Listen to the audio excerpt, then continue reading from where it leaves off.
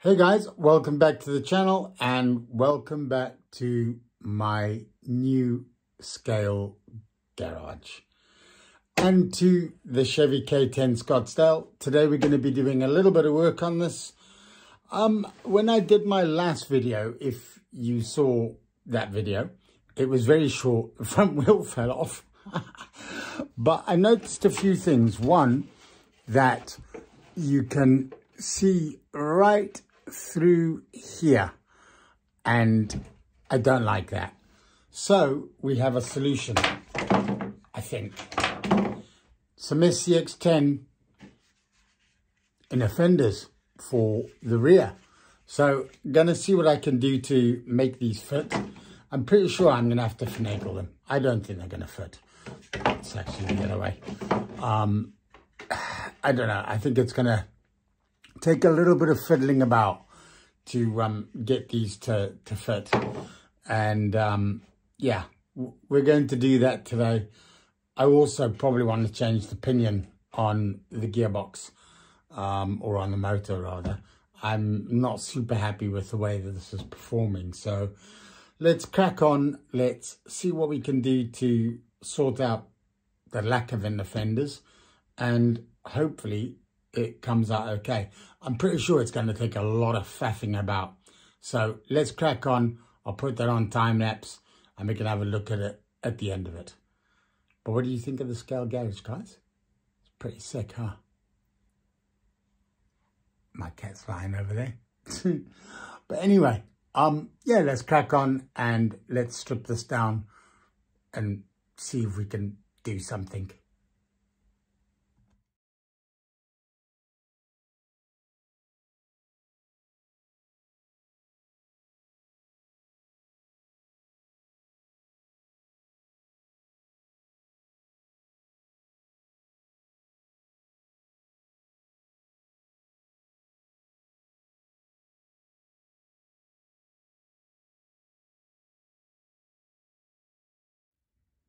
Right, so that's it, body's off.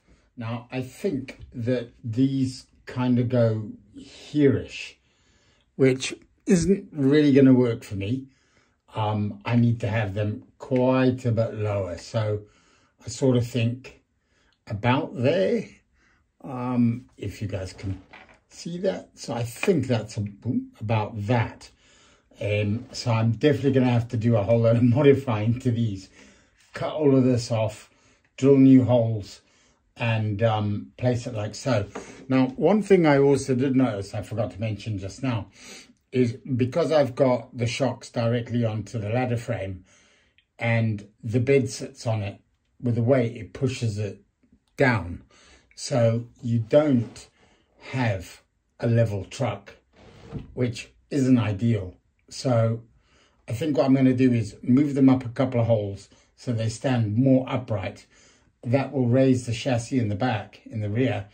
But in the same term, when I do put the body on, it will sag, but hopefully should sag to level.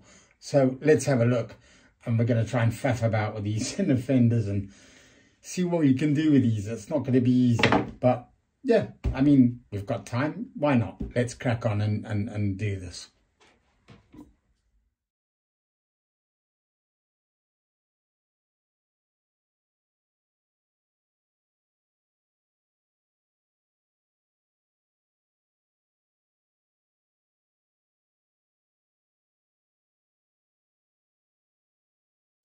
Right, so we've got the shocks where we want them. We've still got a fair bit of flex.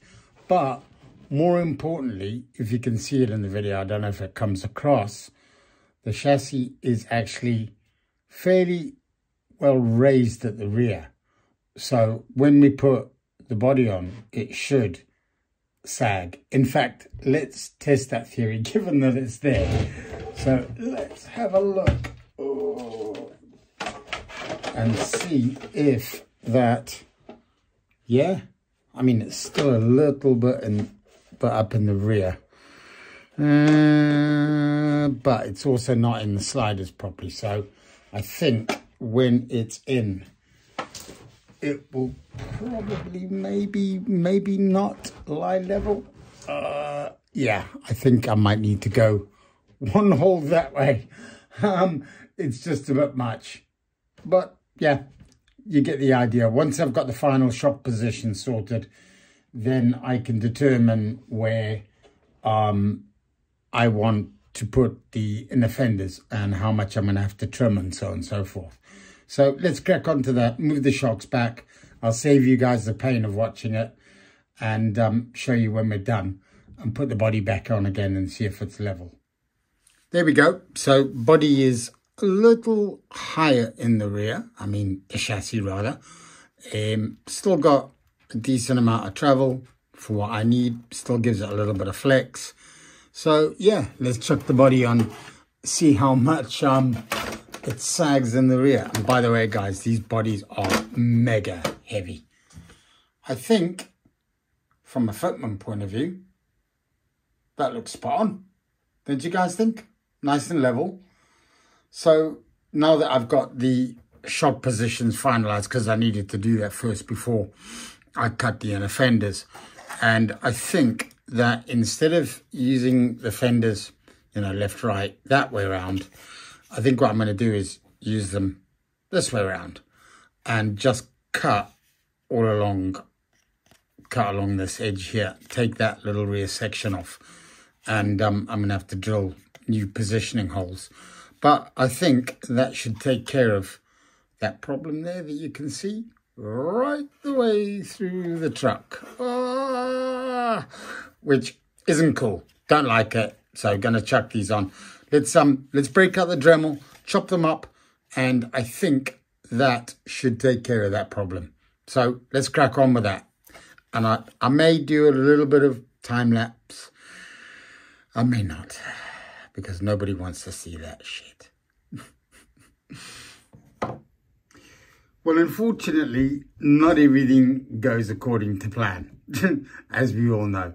So these SCX-10-2 inner fenders are absolutely not going to work with the body. I would need to trim them here, which isn't a problem, to get rid of this little bit. They would fit inside the body. However, because of the drop bed, it's catching the inside of the molding. So it would always be a little bit raised because the bed is obviously sunk. So I would need to chop them over here, need to chop them there, and I don't know, maybe just over here. But then that kind of defeats the purpose, because that hole there, you can still see right the way through, which isn't what I want. I could probably put some Lexan over here and sort of close up that window, paint it black. But is it worth all that effort? I don't know. Comment below. Let me know what you guys would do.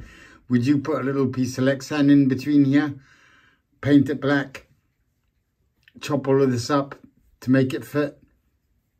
I'll put a clip over here and you can see what I mean about the gap when I'm running. And would you guys be able to live with that? Would it be okay? Anywho, so I think I'm going to leave this here for today. Have a bit of a think about what I want to do as well, and revisit this at a bit of a later date. What do we think of the wheels? I rested them up. They look pretty cool. Anyhow, guys, as always, please like, comment, smash that subscribe button. It goes a long way. Helps me to make videos, obviously. And yeah, today's been a little bit of a workshop day, given that the weather is absolutely dog shit outside. I'm not going out in that. So anyway, I hope you enjoyed the video, something different. Please like, comment, smash that subscribe button, as I just said. Thank you very much. And again, Merry Christmas to everybody. I hope everybody has a fantastic, relaxing and prosperous time. Thanks, guys. Catch you in the next one. Cheers for now.